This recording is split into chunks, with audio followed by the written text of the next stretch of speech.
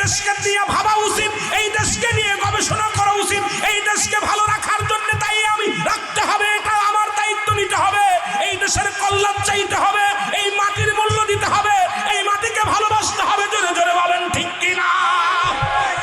আমার ভাইরা, আমার বন্ধুরা, আমার নবী সুলাইমান আল্লাহ তাকে একটা সিংহাসন দান করলেন। ওয়াজ কই রাখলাম মনে রাখবেন, হয়তো ভুলে যাব, আপনাদের লস হবে।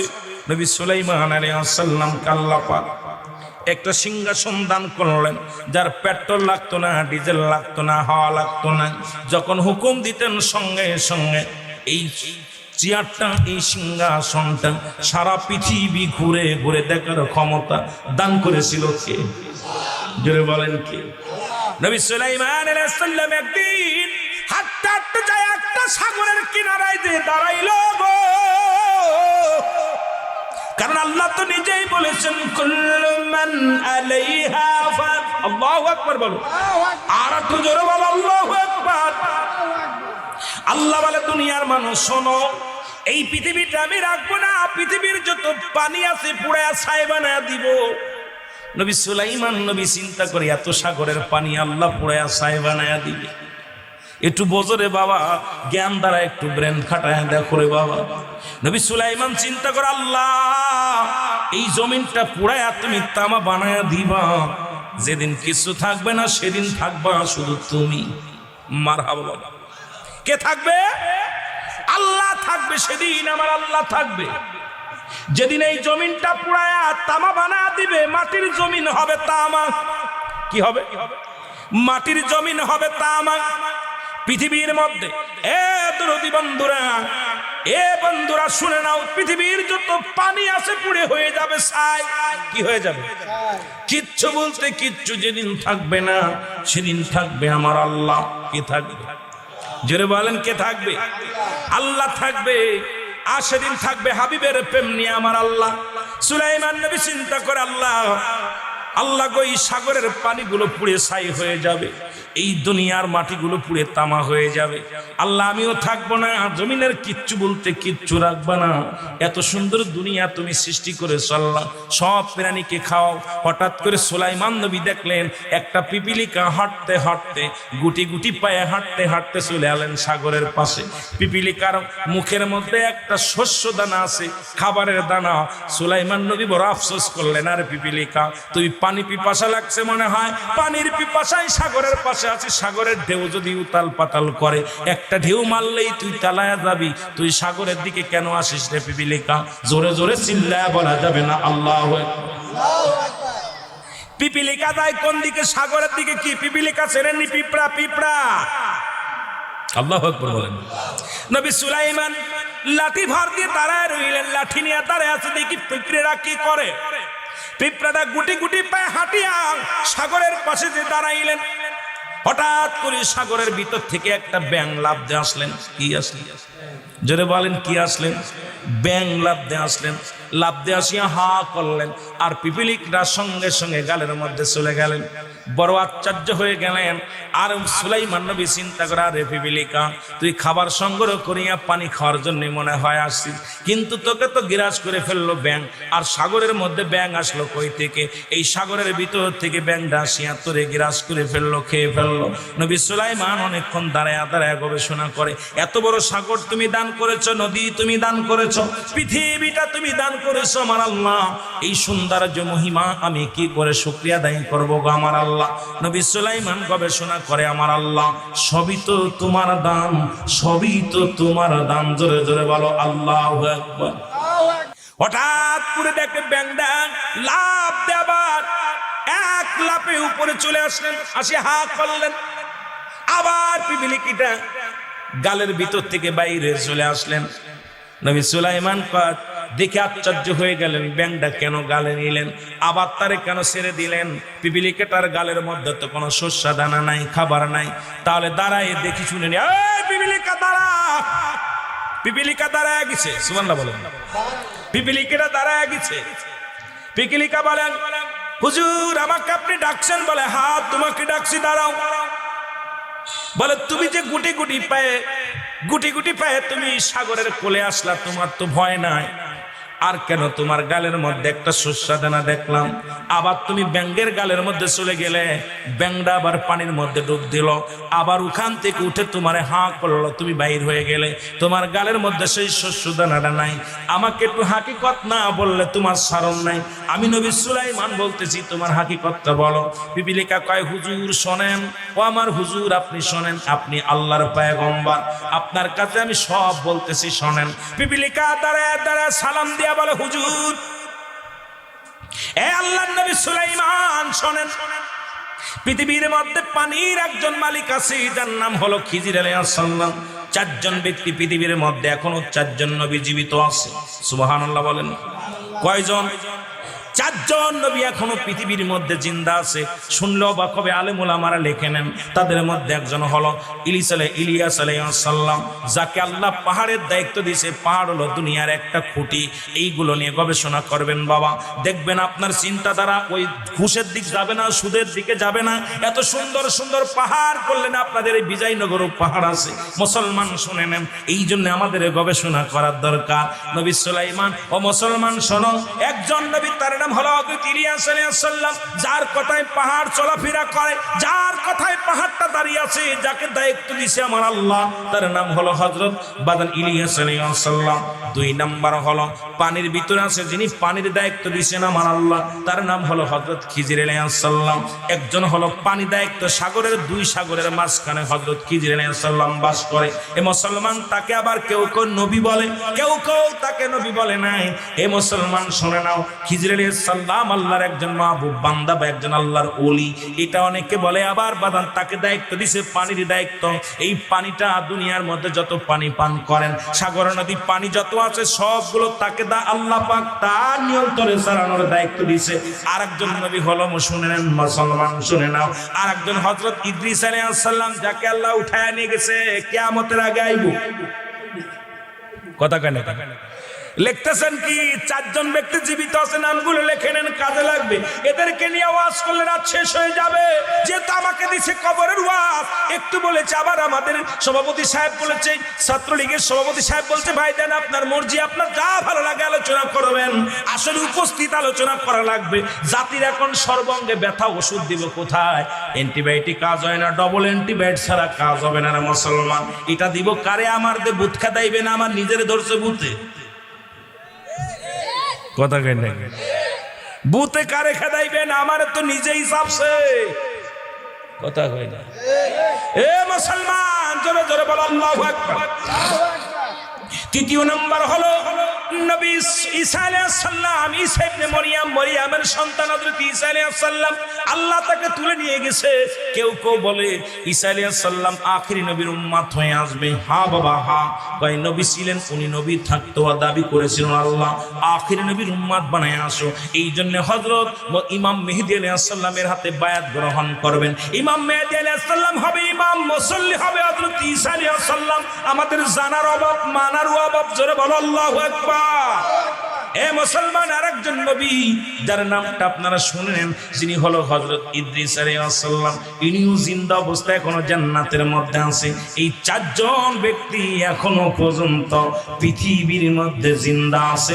জোরে জোরে চিল্লায়া বলা যাবে না মারহাবা। আমার ভাইরা, আমার বন্ধুরা, আমি কথা বলতেছিলাম 4 জন ব্যক্তিকে লইয়া, হঠাৎ করে কিন্তু কথাগুলো বলে গেলাম। কথা বলতেছিলাম ঈসা ইবনে মরিয়মের কাছে, মনে আসেনি বাবা? মনে আছে? আমি কিন্তু ভুলি নাই। মরিয়ম আলাইহিস সালাম ওই ফলের ওয়াজ করতে যাইয়া কুরআনে চলে গেছি, ফলের কাছে, ফুলের কাছে চলে গেছিলাম, মনে আসেনি? কথা কন, মনে আসেনি? অনেক কষ্ট করে আসছেন আপনারা, আমারও দূর থেকে আনছেন, কথা ভুলে গেলে লস হবে রে মুসলমান। আমার ভাইরা, আমার বন্ধুরা, মরিয়মের সন্তান ঈসা নবী যখন চলে গেলেন, আজরাইল আলাইহিস সালাম মরিয়মের কাছে আগমন করলেন। আল্লাহু আকবার বলো না। এ মুসলমান শুইনালো, আজরাইল যে সালাম দে, আসসালামু আলাইকুম মা মরিয়ম গো।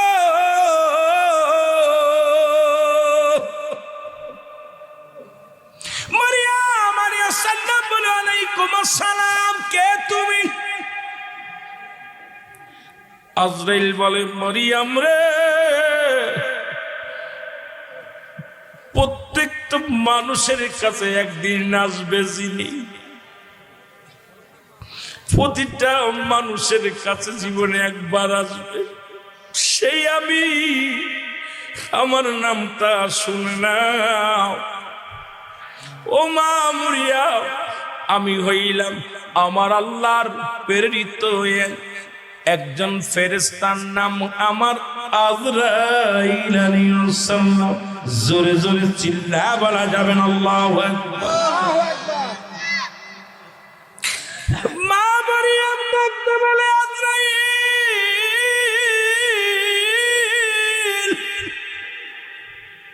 তুমি কিসের জন্য আসছো? আজরাইল কয়, মরিয়ম রে,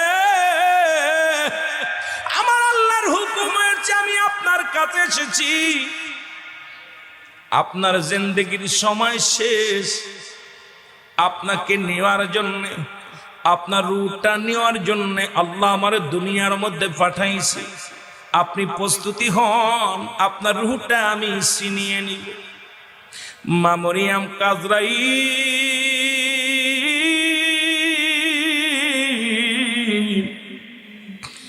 একটু সময় দে আমার, আজরাইল একটু সময় দে, আজরাইল একটু সময় আমার দে রে।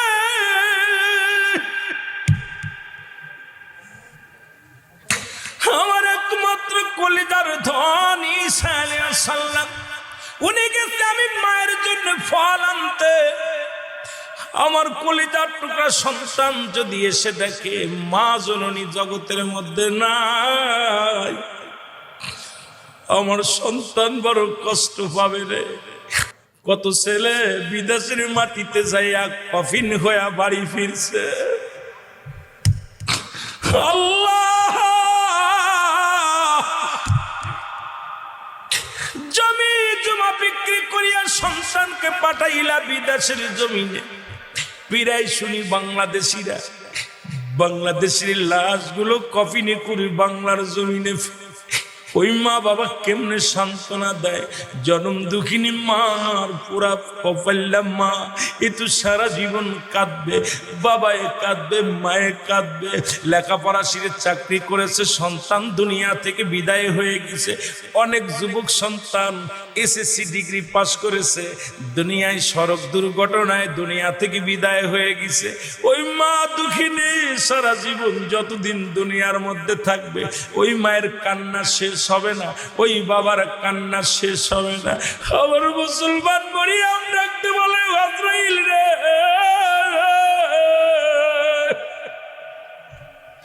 একটু সময় আমার দাও, একটু সময় আমার দাও। এই সময়টা তুমি আমার আজরাইল একটু দাও। আমার কলিজার ধন হযরত ঈসা নবী আসবে, আমি মায়ের সাথে দুইটা কথা বলার সুযোগ করে দাও। আজরাইল কয়, না না, এই হুকুম আমার নাই, এখনই আপনাকে বিদায় নিতে হবে, একটা দেরি করা যাবে না। আজরাইল কয়, মরিয়ম রে, আর দুইটা, একটা মিনিট নয়, একটা সেকেন্ড আমি সময় দিতে পারবো না, জলদি করে আপনি প্রস্তুতি লন। আজরাইল রে, আমি মরণের ভয় করি না রে,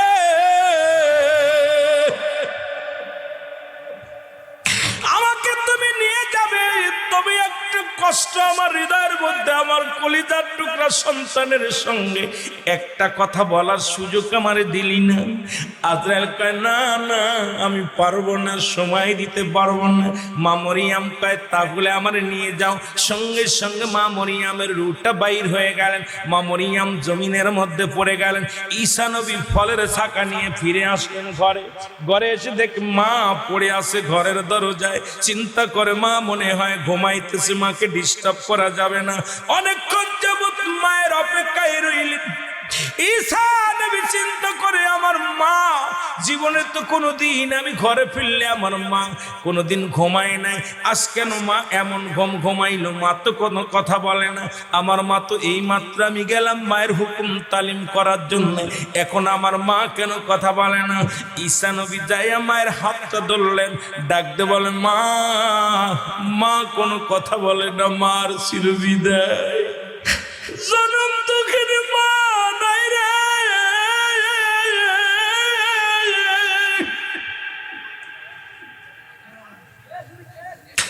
ঈসা নবী একটা চিৎকার মেরে ডাকতে বলে আমার মালিক,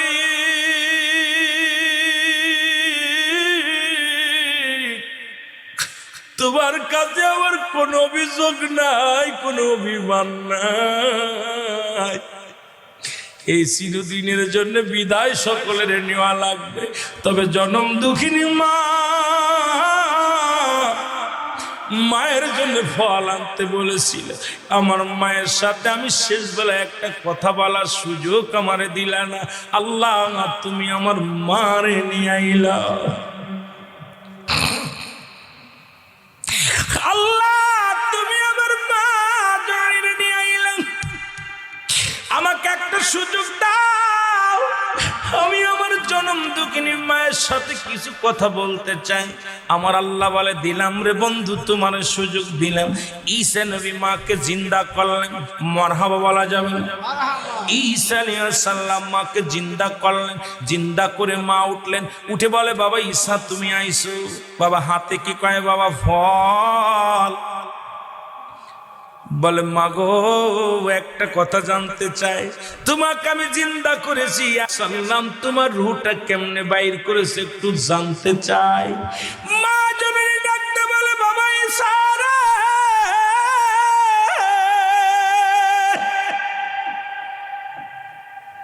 এই দুনিয়ার মধ্যে তোকে আসার যে কষ্ট হয়েছে, আনার সময় যে কষ্ট হয়েছে, এই পৃথিবীর মধ্যে আজরাইল যে আমার সঙ্গে এত দুর্ব্যবহার করেছে, আমি জনম দুঃখিনী মার গায়ের যন্ত্রণা যাই নাই, আমার পুরো গাটা মনে করেছে জিন্দা মানুষের চামড়াটা ছুলে নিছে, গায়ের মধ্যে লবণ মরিচ লাগা দিছে। এত কষ্ট আমার জীবনে কোনো দিন পাই না। জোরে জোরে চিল্লায় বলা যাবে না আল্লাহু আকবার। আল্লাহ বলে আজরাইল ঈসা নবীর কাছে যা, তার মারুটা কেমনে বাইর করে জানায় আয়। আজরাইল সালাম একটা দড়ি আসলে ঈসা নবীর কাছে। ঈসা নবী ডাকতে বলে আজরাইল, আগে বলো আমার মায়ের রূহটা তুমি কেমনে বাইর করেছিল, কেমন আসানে বাইর করেছিল বলো। আজরাইল সালাম বলে নবী গো, আমি পৃথিবীর মধ্যে সবার রূহ বাইর করার জন্য জমিনের মধ্যে আসি না। এই জমিনের মধ্যে থাকে আমার পা, মাথা থাকে আমার জমি আসমানে। এই সারা পৃথিবীর পানি যদি আমার মাথায় ঢেলে দেয়া হয়, একটু পানি গড়ায়া পড়বে না এই জমিনে। আমি এত বড় দানব, এত বড় উচ্চ নবী গো, এই পৃথিবীর মধ্যে এক মহান আত্মাদের জানটা বাহির করার জন্য, আল্লাহর মাহবুব বান্দার জানটা বাহির করার জন্য এই জগতের মধ্যে আগমন করি গো।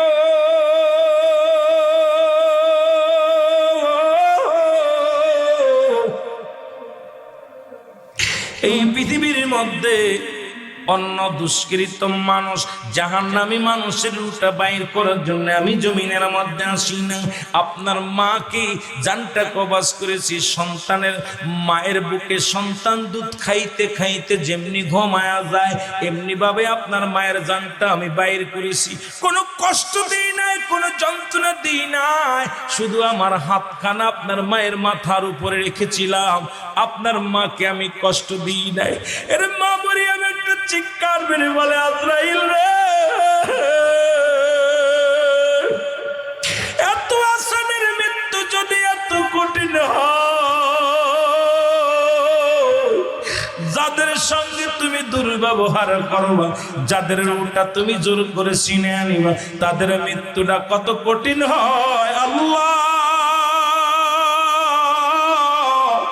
ও আমার আল্লাহ, এই মৃত্যুটা আমাদের সহজ করে দিও। জোরে জোরে চিল্লায়া বলা যাবেন আল্লাহু আকবার। এই আমি চলে যাব, আমায় তোমরা ভুইলা যাও না। আমি চলে যাব, আমায় তোমরা, আমার মরণ আসিবে কখন কেউ তো জানি না। আমার মরণ আসিবে কখন। এই পৃথিবী চিরদিনই থাকার জায়গা নয়, অন্ধকার কবর যে তোমার আসল ঠিকানা রে মানুষ। অন্ধকার কবর যে তোমার আসল ঠিকানা। এই আমি চলে যাব, আমায় তোমরা ভুইলা যাও না। আমি চলে যাব, আমায় তোমরা, আমার মরণ আসিবে কখন কেউ তো জানি না। আমার মরণ কেউ তো জানে না। টাকা পয়সা দালান কোঠা যাহা করেছি, সব কিছু ফেলাইয়া আজি একাই চলেছি রে। আমি সব কিছু ফেলাইয়া, আমি যাবার কালে ভেবে দেখি আমার কেহ নাই। আমি যাবার কালে ভেবে দেখি কেহ নাই। আমার মরণ কেউ তো জানি না। আমার মরণ, এ দুনিয়ার মুসলমান,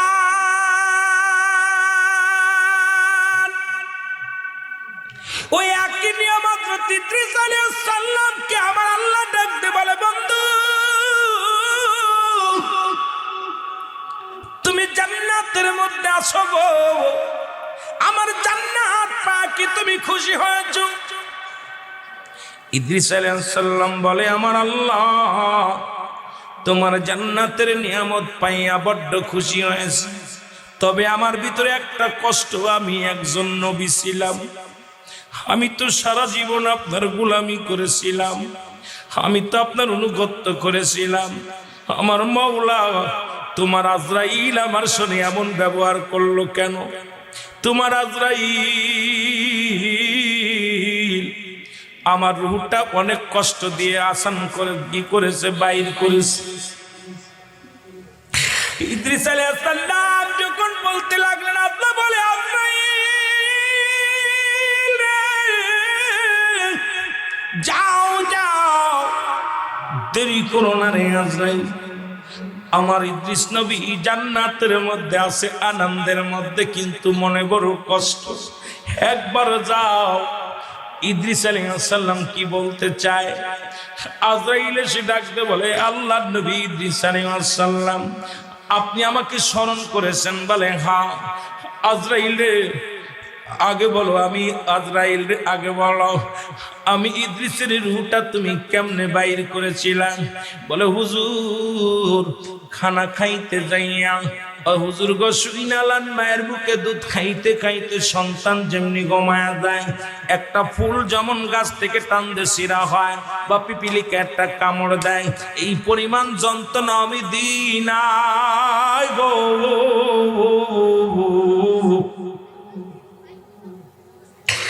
আপনার মৃত্যুটা আমি অতি আসানে করেছিলাম। আল্লাহর নবী ইদ্রিস গো, আপনি আমার দোস্ত পাঠাইলেন, বন্ধু হইলেন, রূহটা অতি আসানে আপনার বুকের উপরে শুধু হাতখানা রেখেছিল। বলে আজরাইল রে, এই মৃত্যু যদি এত কঠিন হয় রে আজরাইল, ও আজরাইল, আমি ইদ্রিস এই মৃত্যু যন্ত্রণা সহ্য করতে পারি নাই। আমার গায়ের মধ্যে যন্ত্রণা, আমার সমস্ত দেহটা অঙ্গ প্রত্যঙ্গ জলের। আজরাইল, আজরাইল রে তুমি কি শোনাইলাম? এই সহজ মৃত্যু যদি এত কঠিন হয়, যাদের রূহটা তুমি জোর করে ছিনিয়ে নিয়ে যাও, যারা মরণের সময় পায়খানা করে দেয়, যাদের প্রস্রাব করে দেয়, যাদের চোখ দুটি বড় বড় হয়ে যায়, যাদের জিহ্বা বাইর হয়ে যায় রে আজরাইল, তাদের মৃত্যুটা কত কঠিন হয়। আল্লাহ, আমার আল্লাহ, আমাদের মৃত্যুটা তুমি সহজ করে দিও। ওই মরণের সময় নসিবে কালেমা জারি করে দিও।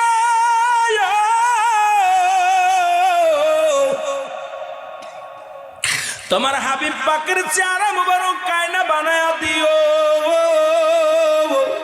ও আমার আল্লাহ, আল্লাহ, এই দুনিয়া থেকে চলে যাবার সময় গো আল্লাহ, ঈমান নিয়ে যেন মরতে পারি সেই তৌফিক দান করে দিও। জোরে জোরে চিল্লায়া বলা যাবে না আল্লাহু আকবার। এ মুসলমান গভীর মনোযোগ। মৃত্যুর পরে আর একটা হলো কবর। দ্বিতীয় নাম্বার বিপদ হলো কবর। লম্বা আলোচনারে মুসলমান, এই মৃত্যুর ভিতরে থাকলে তো সারাদিন চলে যাবে মরণের কতরে মুসলমান। পালাবে কোথায়? পালানোর জায়গা নাই।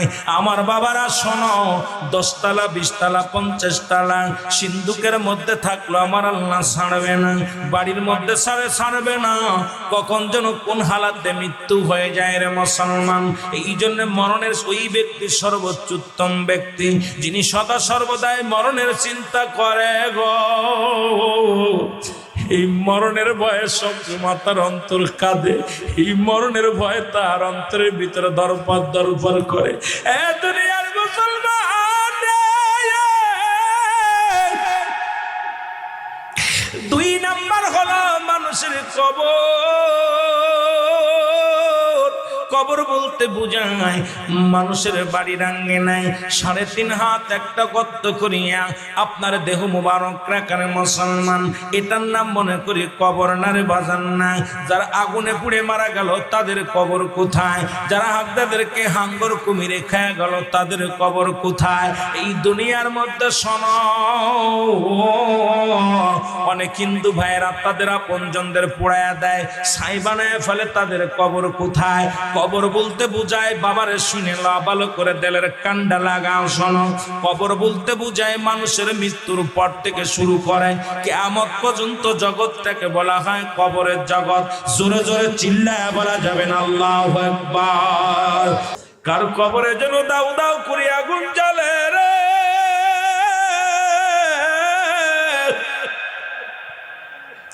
কার কবরে যেন 99টি সাপ আসিয়া গমন করেছে। আল্লাহ, আমাদের এই মাহফিলের খাতিরে তুমি আমাদের মাফ করে দাও। বান্দা যখন এই যে গুটি গুটি পায়ে জান্নাতের দিকে আসতেছেন, প্রতিটা কদমে কদমে আমার আল্লাহ সগীরা গুনাহ মাফ করে দিবি। আমরা শুধু সগীরা গুনাহ করি নাই, পদে পদে করছি কবিরা গুনাহ, নামাজ ছেড়ে দিয়া কবিরা গুনাহ, মিথ্যা বলা কবিরা গুনাহ, বেগানা মহিলার সঙ্গে দেখা দিয়া কবিরা গুনাহ, বেগানা পুরুষের সঙ্গে দেখা দিয়া কবিরা গুনাহ। ও মুসলমান, গুনাহ আর গুনাহ, হাতের মধ্যে গুনাহ, পায়ের মধ্যে গুনাহ, চোখের গুনাহ, পায়ের গুনাহ, অঙ্গ প্রত্যঙ্গের গুনাহ, গুনার গুনাহ, চারিদিকে পাপের রাজ্য গো। ও দুনিয়ার মুসলমান শুনে নাও, এই গুনাহগুলো মাপের যদি দরকার হয়, আল্লামা কদবী রাহমাতুল্লাহ বয়ান করে, দুনিয়ার মানুষ শোনো, কোথাও যদি জান্নাতের বাগানের সংবাদ শুনতে পাও, ওই জান্নাতের বাগান খানা আঁকড়ে ধরে বান্দা যখন খাস তওবা করে আল্লাহ বলে ডাক দেয়, আমার আল্লাহ জিন্দেগির গুনাহগুলো মাফ করে দেয়। জোরে জোরে চিল্লায়া বলা যাবে না আল্লাহু আকবার। তাহলে জান্নাতের বাগানে আসার কারণে, নিয়ত করে বাইর হওয়ার কারণে সগীরা গুনাহ মাফ, জান্নাতের বাগানে বসার কারণে, আখিরি মুনাজাতে শরীক হওয়ার কারণে, খাস তওবা করে আল্লাহ বলে ডাক দেওয়ার কারণে আমার আল্লাহ মাফ করে দিবে কবিরা গুনাহ। এখন যদি রাতের মধ্যে মৃত্যু হয়, আপনার মৃত্যুটা হবে মাসুমের মৃত্যু। আল্লাহ, গুনার বোঝা মাথায় নিয়ে মরণ দিও না, জাহান্নামী বানায়া মরণ দিও না। আল্লাহ,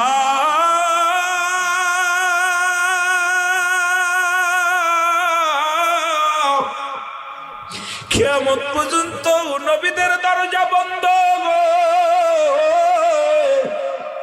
কিয়ামত আজকে আসার পরে দেখলাম কিছু মুরব্বী বাবারা অনেক এলাকায় যায়, এই দাড়ি পাকা মুরব্বীদের দেখা যায় না। এই পাগলগুলো ও মুসলমান কত কষ্ট করে হাজিরা দিছে। আমার আল্লাহ, তুমি তো দাড়ি পাকাদের গুনাহ মাফ করে দাও, যুবকদের গুনাহ মাফ করে দাও, বালকের গুনাহ মাফ করে দাও। আজকে 3 শ্রেণী মানুষই জান্নাতের বাগানে বসেছি। আল্লাহ, তুমি আমাদের ক্ষমা করে দাও।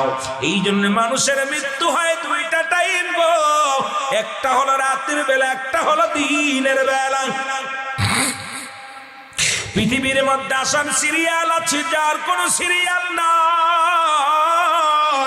দেখা যায় সন্তানের লাশ বাবার কাঁধে, বাবার লাশ সন্তানের কাঁধে, ভাইয়ের লাশ ভাইয়ের কাঁধে। এই দুনিয়ার মধ্যে লাশ বহনকারী মানুষ জানে কত লাশটা বাড়ি। আজকে যারা সন্তানের লাশ কাঁধে নিছেন, ওই বাবা জানে পৃথিবীর মধ্যে সন্তানের লাশ কত বাড়ি।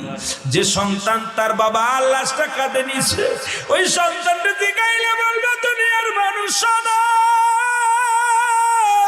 আমি আসমানের নিচে জমিনের উপরে এত ভারী বস্তু জীবনে গড় আমি কাঁধে নিই নাই রে।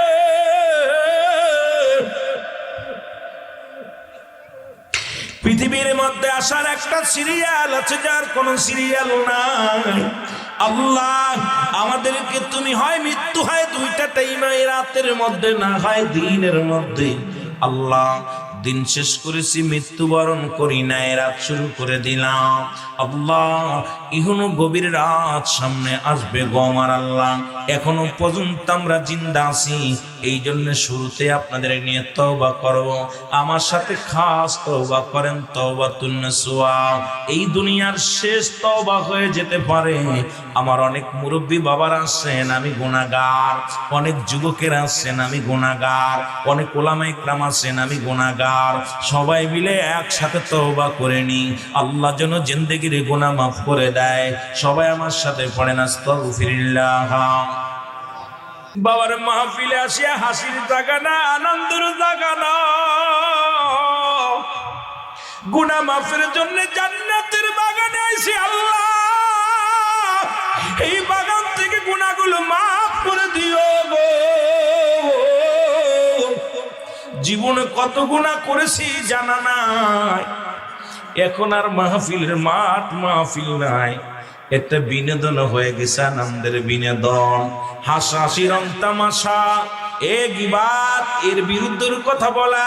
কমিটির ভাইরা এত টাকা খরচ করে মাহফিল খানা করে, আমাদের ইচ্ছা মতো আইয়া এ মৌলবী ওর মৌলবীর বিরুদ্ধে সমালোচনা করি। আসলে বাবারে, মসজিদ হয়েছে পাকা, মানুষের ইমান হলো ফাঁকা। মসজিদ গুলো যখন ছিল কাঁচা, মানুষের ইমান ছিল পাকা। এই পাকা ইমানদারদের লইয়া আল্লাহ দরবারে হাত পাতলে আল্লাহ খালি হাতে ফিরাই দিত না। এই জন্য আমি আগেই আপনাদেরকে নিয়ে তওবা করলাম, আল্লাহ যেন মাফ করে দেয়। আমার সাথে আবার প্রার্থনা বলেন। প্রতিটা প্রাণীর মৃত্যু স্বাদ গ্রহণ করতে হবে, এর মধ্যে কোনো সন্দেহ নাই গো। হয় আগে না হয় পরে, জোরে বলেন ঠিক কিনা।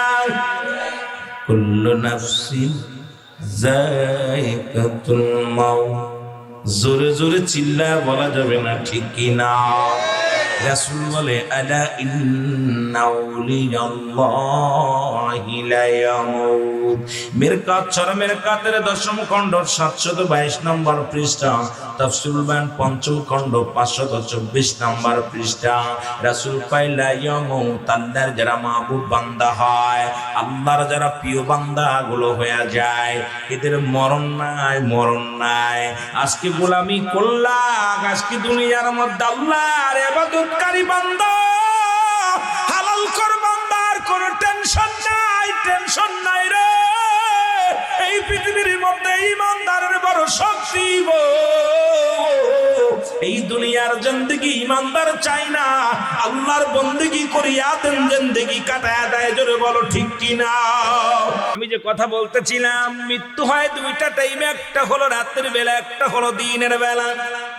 রাত শুরু করেছে আমার আল্লাহ নামাজ দিয়া, দিন শুরু করেছে নামাজ দিয়া। বাবারা লক্ষ্য করে শুনবেন, দিনের শুরু হলো ফজর। বান্দা যখন ফজরে 2 রাকাত সুন্নাত নামাজ আদায় করলা গো, সুন্নি সুন্নি বলে দাবি করো, অথচ রাসূলের সুন্নাত এর মধ্যে তোমাদের খোঁজ নাই। 2 রাকাত সুন্নাত নামাজ তুমি আদায় করলা, সঙ্গে সঙ্গে তুমি আমার নবীর প্রেমিক হয়ে গেলা।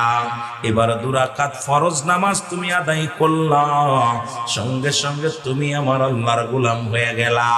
এবার রাতের মধ্যে যদি দিনের মধ্যে যদি মৃত্যু হয়, তোমার মৃত্যুটা হবে আমার রাসূলের প্রেমিক, আমার আল্লাহর গোলাম। জোরে জোরে চিল্লা বলা যাবে না মারহাবা। মৃত্যু তো আসবেই, এর মধ্যে কোনো সন্দেহ নাই। আসেনি? কথা বলেন, সন্দেহ আসেনি? এ দুনিয়ার মুসলমান, সন্দেহ নাই, সন্দেহ নাই। দুনিয়ার মানুষ এমন ভাবে দুনিয়া ধরে ফেলেছি, বনি ইসরাইলদের একজন নবী হযরত ঈসা আলাইহিস সালাম, আল্লাহু আকবার বলো। ঈসা আলাইহিস সালাম প্রতিনিয়ত গোরস্থানের পাশে যায় বেশি বেশি দাঁড়াইতেন ঈসা আলাইহিস সালাম। কোন দিন জন আসবে রে ডাক যাব সারিয়া, আমি কোন দিন জন আসবে রে ডাক যাব সারি। ওই আমরা পিতা পুত্র আপন জনে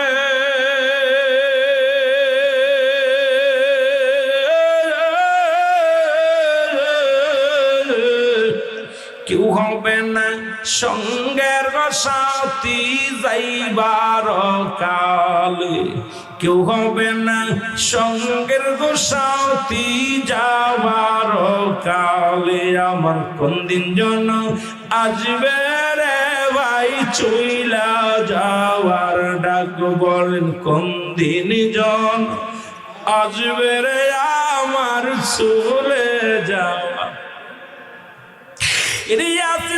কেউ সঙ্গের সাথী আসিসনি, কেউ সঙ্গের সাথী যাইবার সময়। কোন দিন জন আসিবে চলে যাওয়ার ডাক, বলেন কোন দিন জন আসিবে আমার চলে যাওয়া। স্ত্রী পুত্র পরিজন কাঁদবে যারে যা,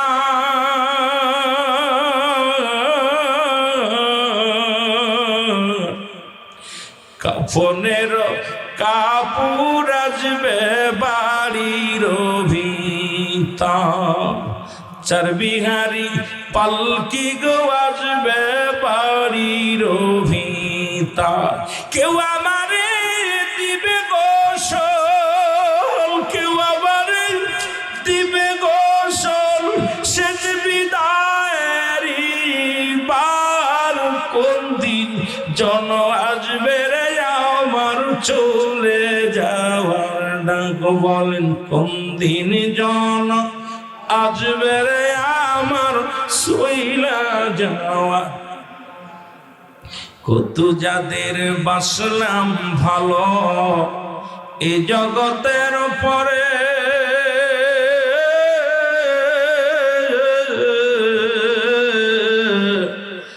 যাদের জন্য করলাম গো কামাই দুনিয়ার ভিতরে, কত ভালোবাসলাম আমি এই জগতের উপরে,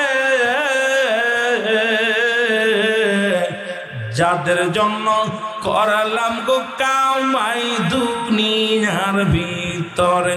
সবাই আমায় পার করিবে, সবাই আমায় পার করিবে, কেউ না হবে আপনায়। কোন দিন জন আসবে রে আমার চইলা যাওয়ার ডাক, বলেন কোন দিন জন আসবে রে আমার চলে যাওয়া। ইমাম সাহেব হবে খাড়া মায়ে তো বানা